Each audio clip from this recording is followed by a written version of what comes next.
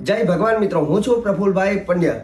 મિત્રો, ખાસ કરીને આજનો ઉપાય જે છે સુખી થવાનો ઉપાય, શનિ જયંતિના મહા ઉપાય હું તમને કહું છું. કેમ કે આ વખતે શનિ જયંતિ શનિવારના દિવસે આવે છે ને એ પણ 16/5/2026 દિવસે આવે છે શનિ જયંતિ, અને એ પણ શનિવારના દિવસ આવે છે એટલે મહાયોગની રચના પણ થાય છે. એવું કહેવાય છે કે શનિવારના દિવસે શનિ જયંતિ આવી અને શુભ માનવામાં આવે છે. જે લોકો શનિના દોષથી પીડિત હોય, જે લોકોને શનિની પનોતી ચાલતી હોય, તો તે લોકો ખાસ કરીને આ ઉપાય કરજો. એવું કહેવાય છે કે ઉપાય કરવાથી શું થાય છે, જેમ કોઈ માણસ આપણને મારવા આવતા હોય તો એ ક્રોધિત હોય છે, ગુસ્સામાં હોય છે, પણ જેવું આપણી નજીક આવે, આપણે એના પગે લાગીએ, ક્ષમા યાચના કરીએ તો એની જે ક્રૂર દ્રષ્ટિ હોય અમી દ્રષ્ટિમાં બદલાય છે. તે રીતે શનિ મહારાજની અશુભ અસરોમાંથી મુક્તિ માટે શનિ મહારાજના ઉપાય કરવાથી ચોક્કસ લાભ થાય છે. આજનો ઉપાય જે છે હું તમને જણાવીશ. શનિ મહારાજનો ન્યુમરોલોજીમાં જોવા જઈએ તો 8 નંબર લકી છે. તો તમારે શું કરવાનું છે? 8 વસ્તુઓ તમારે લેવાની છે, જેમાં એક ખાસ કરીને કુંભદાન કરવાનું છે. કુંભદાનની અંદર એક માટીનો કુંભ લેવાનો છે. શક્ય હોય તો એનો રંગ કાળો હોય તે રીતે માટીનો કુંભ લેવો.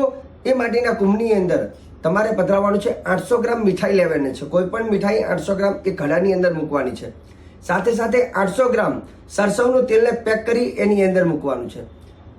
આગળ વાત કરીએ તો 8 સિક્કા, 1 રૂપિયાના 8 કોઈન એ પણ એની અંદર પધરાવવાના છે. 800 ગ્રામ ખારેક લેવાની, ખારેક પણ એમાં પધરાવવાની. 800 ગ્રામ કાળા તલ લેવાના, એ પણ એમાં પધરાવવાનું.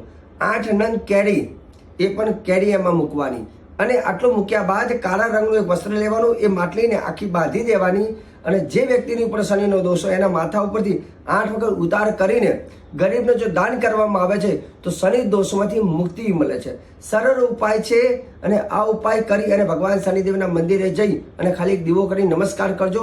આટલું કરવાથી શનિ પીડામાંથી મુક્તિ મળશે. જો વિડીયો સારો લાગ્યો તો વિડીયોને લાઈક કરજો, શેર કરજો, સબસ્ક્રાઈબ કરજો. સાથે સાથે અમારા વિડીયોને ફોલો કરજો. અને તમારે જો જ્યોતિષને લઈને કોઈ પણ જાણકારી લેવી હોય તો તમે અમારા કાર્યાલયનો સંપર્ક સાધી શકો છો. અમારું કાર્યાલય અમદાવાદમાં આવે છે, જ્યાં આવીને આપ તમારી જન્મકુંડલીનું વિશ્લેષણ કરાવી શકો છો. મને આપી દો રજા. જય ભગવાન.